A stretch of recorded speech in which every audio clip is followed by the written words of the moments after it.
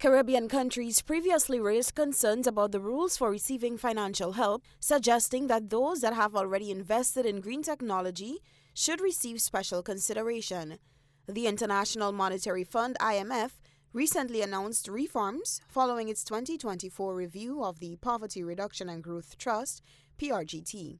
This comes after the IMF significantly increased support for low-income countries during the COVID-19 pandemic and other economic shocks. Since 2020, the IMF's annual lending commitments have jumped to an average of about $5.5 billion special drawing rights, or SDRs, which is equivalent to roughly $7.3 billion, compared to about $1.2 billion SDR in the previous decade.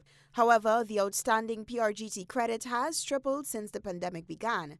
Without reforms, the PRGT could face a serious funding shortage, with its ability to lend expected to drop to about $1 billion SDR per year by 2027, well below what is needed. The approved reforms aim to ensure ongoing financial support for low-income countries while making the PRGT self-sustainable.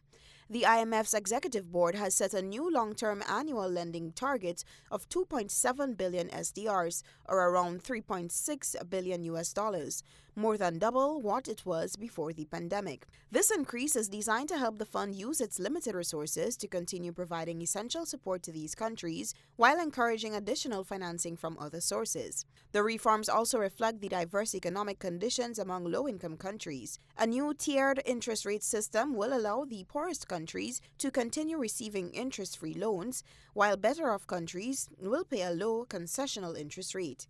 Additionally, after successful fundraising efforts, the IMF plans to generate around 5.9 billion SDRs, which is equivalent to about $8 billion, through various means over the next 5 years. This includes contributions from member countries and savings from the new interest rate system. The IMF directors agreed that the next general review of the fund's support for low-income countries will occur in the usual 5-year cycle.